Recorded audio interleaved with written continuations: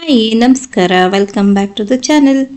ಇವತ್ತಿನ ವಿಡಿಯೋದಲ್ಲಿ ಈ ರೀತಿಯಾದ ಸೀರೆಯಿಂದ ತೆಗೆದಂಥ ಬಾರ್ಡರ್ಸು ಸಾಕಷ್ಟು ಇರುತ್ತೆ ನಮ್ಮ ಹತ್ರ. ಸೊ ಇದನ್ನೆಲ್ಲ ಬಳಸ್ಕೊಂಡು ಮಾಡಬಹುದಾದಂಥ 3 ಐಡಿಯಾಸನ್ನು ಇವತ್ತು ಶೇರ್ ಮಾಡ್ತಾ ಇದ್ದೀನಿ. ಹಾಗಾದರೆ ಬನ್ನಿ ಇವತ್ತಿನ ವಿಡಿಯೋವನ್ನು ಶುರು ಮಾಡೋಣ. ಇವತ್ತಿನ ವಿಡಿಯೋವನ್ನು ಶುರು ಮಾಡೋಕ್ಕಿಂತ ಮುಂಚೆ ಯಾರೆಲ್ಲ ನಮ್ಮ ಚಾನಲನ್ನು ಹೊಸದಾಗಿ ನೋಡ್ತಿದ್ರು ದಯವಿಟ್ಟು ಸಬ್ಸ್ಕ್ರೈಬ್ ಮಾಡ್ಕೊಂಡು ನೋಡಿ. ಹಾಗೆ ಈ ವಿಡಿಯೋ ನಿಮಗೆ ಇಷ್ಟ ಆಗಿದ್ದಲ್ಲಿ ದಯವಿಟ್ಟು ಒಂದು ಲೈಕನ್ನು ಕೊಡೋದನ್ನು ಮರಿಬೇಡಿ. ಹಾಗೆ ನಿಮ್ಮ friends, family, neighbours, well wishers ಎಲ್ಲರಿಗೂ ನನ್ನ ವಿಡಿಯೋಸನ್ನು ಶೇರ್ ಮಾಡಿ. ಸೊ ಇವತ್ತಿನ ವಿಡಿಯೋವನ್ನು ಶುರು ಮಾಡೋಣ.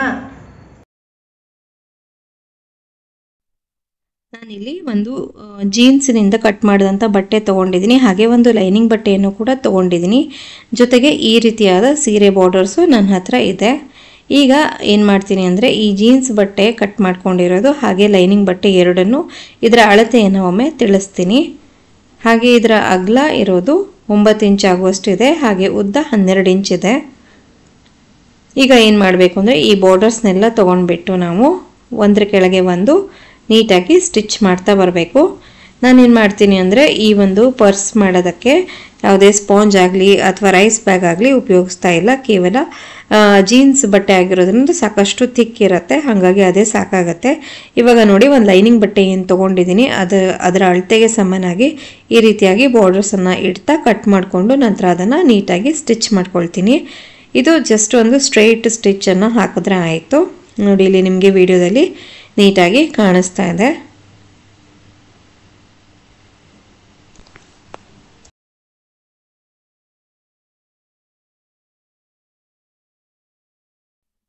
ಈ ರೀತಿಯಾಗಿ ನಾನು ಸ್ಟಿಚ್ ಮಾಡಿಕೊಂಡು ಕಂಪ್ಲೀಟ್ ಒಂದು ಪ್ಯಾಟರ್ನು ರೆಡಿ ಮಾಡಿಕೊಂಡೆ. ನೋಡಿ ಇವಾಗ ಒಂದು ಸಿಂಗಲ್ ಪೀಸು ರೆಡಿ ಇದೆ. ನೆಕ್ಸ್ಟ್ ಏನು ಮಾಡಬೇಕು ಅಂದರೆ ಈ ಒಂದು ಜೀನ್ಸ್ ಬಟ್ಟೆಯನ್ನು ಏನು ತೊಗೊಂಡಿದ್ದೀನಿ ಅದನ್ನು ಲೈನಿಂಗ್ ಆಗಿ ಇಟ್ಕೊಂಡು ನೋಡಿ ಈ ರೀತಿಯಾಗಿ ಇಟ್ಕೊಂಡು 4 ಕಡೆಗೂ ಸ್ಟಿಚ್ ಹಾಕ್ಬಿಟ್ಟು ಒಂದು ಸಿಂಗಲ್ ಪೀಸಾಗಿ ಇದನ್ನು ಮತ್ತೆ ರೆಡಿ ಮಾಡ್ಕೊಳ್ಬೇಕು. ಈಗ ನಾನು ಸಿಂಗಲ್ ಪೀಸಾಗಿ ಇದನ್ನು ರೆಡಿ ಮಾಡ್ಕೊಂಡಿದ್ದಾಯಿತು. ನೆಕ್ಸ್ಟು ನಾನು ಇದಕ್ಕೆ ಜಿಪ್ಪನ್ನು ಅಟ್ಯಾಚ್ ಮಾಡ್ತೀನಿ. ನೋಡಿ ಈ ರೀತಿಯಾಗಿ ಜಿಪ್ಪನ್ನು ತಗೊಂಡು ಒಂದು ಕಡೆಗೆ ಸ್ಟಿಚ್ ಮಾಡಬೇಕು. ಈ ರೀತಿ ಸ್ಟಿಚ್ ಹಾಕ್ಕೊಂಡಿದ್ದಾದ ನಂತರ ಅದನ್ನು ಉಲ್ಟಾ ತಿರುಗಿಸ್ಬಿಟ್ಟು ಮತ್ತೆ ಪ್ರೆಸ್ ಸ್ಟಿಚ್ ಕೂಡ ಮಾಡಬೇಕು. ಈ ರೀತಿ ಮಾಡೋದ್ರಿಂದ ಜಿಪ್ಪು ಗಟ್ಟಿಯಾಗಿ ಇರುತ್ತೆ. ಇವಾಗ ನಾನು 2 ಕಡೆಗೂ ಇದೇ ರೀತಿಯಾಗಿ ಜಿಪ್ಪನ್ನು ಅಟ್ಯಾಚ್ ಮಾಡ್ಕೊಂಡಿದ್ದಾಯಿತು. ಇವಾಗ ಸೈಡ್ಸ್ ಏನಿದೆ ಅದನ್ನು ಕೂಡ ಸ್ಟಿಚ್ ಮಾಡಿಕೊಂಡು ಫಿನಿಶ್ ಮಾಡ್ಕೊಳ್ತಾ ಇದ್ದೀನಿ. ಈ ರೀತಿ ಜೀನ್ಸ್ ಬಟ್ಟೆಗಳು ಇದ್ದರೆ ಇದನ್ನು ಯೂಸ್ ಮಾಡಿಬಿಟ್ಟು ಬ್ಯಾಗು, ಪರ್ಸು ಇದನ್ನೆಲ್ಲ ಮಾಡೋದಕ್ಕೆ ನಾವು ಲೈನಿಂಗ್ ಆಗಿ ಕೂಡ ಯೂಸ್ ಮಾಡಬಹುದು. ಇದರಿಂದ ಸ್ಪಾಂಜು ಅಥವಾ ರೈಸ್ ಬ್ಯಾಗು ಇಲ್ಲದೆ ಇದ್ದರೂ ತೊಂದರೆ ಇರೋದಿಲ್ಲ. ನೋಡಿ ತಿಕ್ಕಾಗಿ ನೀಟಾಗಿ ಫಿನಿಶಿಂಗ್ ಬರುತ್ತೆ. ಸೊ ನೋಡಿ ಇದು ಈ ರೀತಿಯಾಗಿ ಓಪನ್ ಮಾಡಿದ ಮೇಲೆ ಹೀಗೆ ಉಲ್ಟಾ ಮಾಡ್ಕೊಂಡ್ಮೇಲೆ ಈ ರೀತಿಯಾಗಿ ಕಾಣಿಸ್ತಾ ಇದೆ. ಕಾರ್ನರ್ಸ್ ಎಲ್ಲ ನೀಟ್ ಮಾಡಿಕೊಂಡ್ರೆ ಆಯಿತು.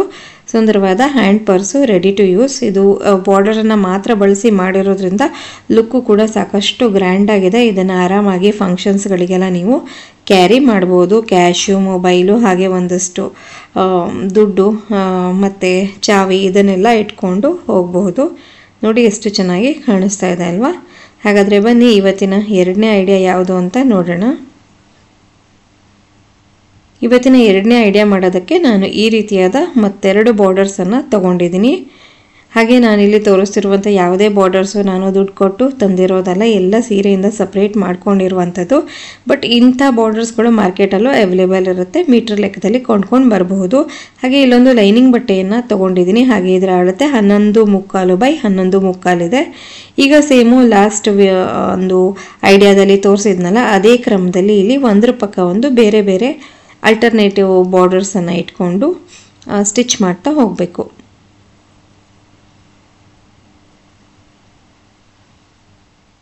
ಸೊ ಕಂಪ್ಲೀಟ್ ಈ ಒಂದು ಲೈನಿಂಗ್ ಬಟ್ಟೆಗೆ ಇದೇ ರೀತಿಯಾಗಿ ಸ್ಟ್ರಿಪ್ಪನ್ನು ಒಂದರ ಪಕ್ಕ ಒಂದು ಅಟ್ಯಾಚ್ ಮಾಡಿಕೊಂಡು ಒಂದು ಸಿಂಗಲ್ ಪೀಸನ್ನು ರೆಡಿ ಮಾಡ್ಕೊಳ್ತೀನಿ. ಈಗ ನೋಡಿ ನಾನು ಸ್ಟಿಚ್ ಮಾಡಿಕೊಂಡು ಒಂದು ಸಿಂಗಲ್ ಪೀಸನ್ನು ರೆಡಿ ಮಾಡ್ಕೊಂಡಿದ್ದಾಯಿತು.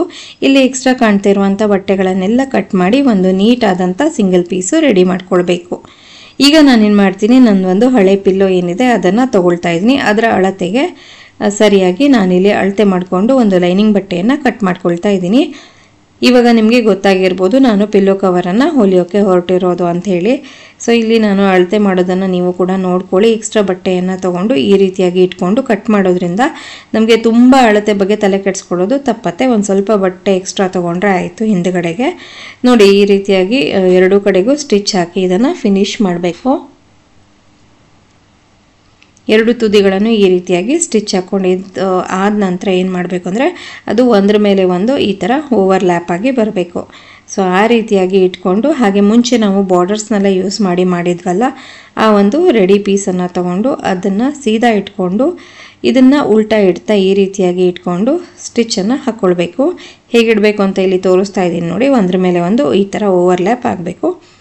ಆ ಥರ ಇಟ್ಕೊಂಡು ನಾಲ್ಕು ಕಡೆಗೂ ಸ್ಟಿಚ್ ಹಾಕ್ಕೊಂಡ್ರೆ ಸುಂದರವಾದಂಥ ಪಿಲ್ಲೋ ಕವರು ರೆಡಿ. ₹1 ಖರ್ಚಿಲ್ಲದೆ ಆರಾಮಾಗಿ ನಿಮ್ಮ ಹತ್ರ ಇರುವಂಥ ಬಾರ್ಡರ್ಸನ್ನೇ ಬಳಸ್ಕೊಂಡು ಮಾಡ್ಬೋದು. ಕಾರ್ನರ್ಸ್ ಎಲ್ಲ ನೀಟಾಗಿ ತೆಕ್ಕೊಂಡ್ಮೇಲೆ ನೋಡಿ ಈ ರೀತಿಯಾದ ಪಿಲ್ಲೋ ಕವರು ರೆಡಿ ಇದೆ. ಇದು ನೀವು ಆರಾಮಾಗಿ ತೆಕ್ಕೊಂಡು ವಾಶ್ ಕೂಡ ಮಾಡಬಹುದು. ಹಾಗೆ ನಮ್ಮ ಹಳೆಯ ಪಿಲ್ಲೋಸ್ಗಳನ್ನೇ ನೋಡಿ ಬೋರ್ ಆದರೆ ಈ ಥರ ಕುಷನ್ ಕವರ್ಸ್ಗಳನ್ನು ಹೊಲ್ಕೊಂಡು ನಮ್ಮ ಹಳೆಯ ಕುಷನ್ಗಳ ಲುಕ್ಕನ್ನು ಚೇಂಜ್ ಮಾಡ್ಬೋದು. ಇದು ಒಂಥರ ಖುಷಿ ಕೊಡುತ್ತೆ ಅಲ್ವಾ. ನೋಡಿ ಈ ರೀತಿಯಾಗಿ ರೆಡಿ ಆಗಿದೆ. ಸೊ ಇವತ್ತಿನ 2ನೇ ಐಡಿಯಾ ಇದಾಗಿತ್ತು.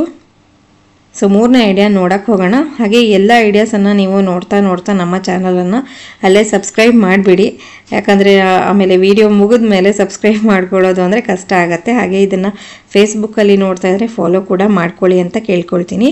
ಇಲ್ಲಿ ನಾನು ಮೇನ್ ಬಟ್ಟೆ ಹಾಗೆ ಸ್ಪಾಂಜು ಮತ್ತು ಲೈನಿಂಗ್ ಬಟ್ಟೆ 3 ಇಟ್ಕೊಂಡು ಮೊದಲಿಗೆ ಕ್ವಿಲ್ಟ್ ಮಾಡಿ ರೆಡಿ ಮಾಡಿಕೊಂಡೆ. ಹಾಗೆ ಇದರ ಅಳತೆ ಹೇಳಬೇಕು ಅಂದರೆ 12 ಇಂಚ್ ಅಗಲ ಇದೆ, ಹಾಗೆ 17 ಇಂಚು ಉದ್ದ ಇದೆ.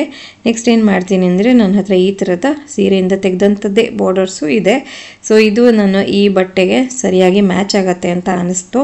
ಹಾಗಾಗಿ ಇದನ್ನೇನು ಮಾಡ್ತೀನಿ, ಈ ತುದಿಗೆ ಈ ರೀತಿಯಾಗಿ ಇಟ್ಕೊಂಡು ಎರಡೂ ಕಡೆಗೂ ಸ್ಟಿಚ್ ಹಾಕಿ ಆ ಒಂದು ಬಾರ್ಡರು ಕೂತ್ಕೊಳ್ಬೇಕು. ಆ ರೀತಿಯಾಗಿ ಹೊಲ್ಕೊಳ್ತಾ ಬರ್ತೀನಿ ಈಗ ನೋಡಿ ನಾನು ಸ್ಟಿಚ್ಚನ್ನು ಹಾಕ್ಕೊಂಡಿದ್ದಾಯಿತು. ಈ ರೀತಿಯಾಗಿ ಕಾಣಿಸ್ತಾ ಇದೆ. ಈ ರೀತಿಯಾಗಿ ಬಾರ್ಡರನ್ನು ಅಟ್ಯಾಚ್ ಮಾಡಿದಾದ ನಂತರ ನಾನು ಇವಾಗ ಇದಕ್ಕೆ ಜಿಪ್ಪನ್ನು ಅಟ್ಯಾಚ್ ಮಾಡ್ತೀನಿ. ಸೊ ಜಿಪ್ಪು ಈಗಾಗಲೇ ಅಟ್ಯಾಚ್ ಮಾಡೋದು ಹೇಗೆ ಅನ್ನೋದ್ರ ಬಗ್ಗೆನೇ ಡೀಟೇಲ್ಡಾಗಿ ಒಂದು ವಿಡಿಯೋವನ್ನು ಪೋಸ್ಟ್ ಮಾಡಿದ್ದೀನಿ. ಲಿಂಕನ್ನು ಡಿಸ್ಕ್ರಿಪ್ಷನ್ ಅಥವಾ ಐ ಕಾರ್ಡಲ್ಲಿ ಮೆನ್ಷನ್ ಮಾಡಿರ್ತೀನಿ, ಅಲ್ಲಿ ನೀವು ಚೆಕ್ ಮಾಡ್ಬೋದು ಇಂಟ್ರೆಸ್ಟ್ ಇದ್ದರೆ. ಸೊ ಈಗ ನಾನು ಎರಡೂ ಕಡೆಗೂ ಇದೇ ರೀತಿಯಾಗಿ ಜಿಪ್ಪನ್ನು ಅಟ್ಯಾಚ್ ಮಾಡ್ಕೊಂಡಿದ್ದಾಯಿತು. ಇವಾಗ ರನ್ನರ್ ಕೂಡ ಇನ್ಸರ್ಟ್ ಮಾಡ್ಕೊಳ್ತಾ ಇದ್ದೀನಿ.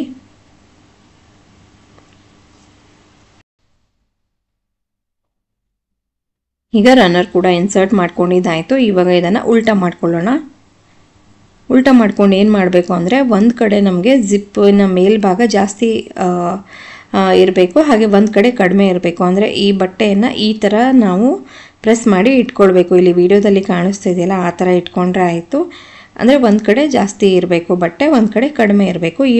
ಇವಾಗ ಒಂದು ಕಡೆಗೆ ನಾನು 1.5 by 1.5 ಇಂಚಿಗೆ ಈ ರೀತಿಯಾಗಿ ಮಾರ್ಕ್ ಮಾಡ್ಕೊಳ್ತಾ ಇದ್ದೀನಿ.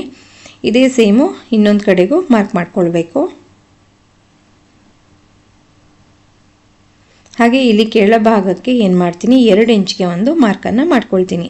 2 by 2 ಇಂಚಿಗೆ ಈ ರೀತಿಯಾಗಿ ಮಾರ್ಕ್ ಮಾಡಿ ಒಂದು ಬಾಕ್ಸನ್ನು ಕ್ರಿಯೇಟ್ ಮಾಡಿಕೊಂಡೆ. ಸೊ ಕೆಳಗಡೆ ಎರಡೂ ಕಡೆಗೂ 2 by 2 ಇಂಚು, ಹಾಗೆ ಮೇಲ್ಗಡೆ 1 by 1 ಇಂಚು ಈ ರೀತಿಯಾಗಿ ಮಾರ್ಕ್ ಮಾಡಿಕೊಂಡು ನಂತರ ಅದೇ ಕ್ರಮದಲ್ಲಿ ಕಟ್ ಮಾಡಿಕೊಂಡ್ರೆ ಆಯಿತು. ಕಟ್ ಮಾಡ್ಕೊಂಡಿದ್ದಾದ ನಂತರ ಈ 2 ಸೈಡ್ಸ್ ಏನಿದೆ ಅದನ್ನು ಸ್ಟಿಚ್ ಮಾಡ್ಕೊಳ್ತಾ ಇದ್ದೀನಿ. ಸ್ಟಿಚ್ ಮಾಡಿದಾದ ನಂತರ ಅದಕ್ಕೆ ಈ ರೀತಿಯಾಗಿ ಪೈಪಿಂಗ್ ಹಾಕಿ ಕೂಡ ಫಿನಿಶ್ ಮಾಡ್ಕೊಳ್ತೀನಿ.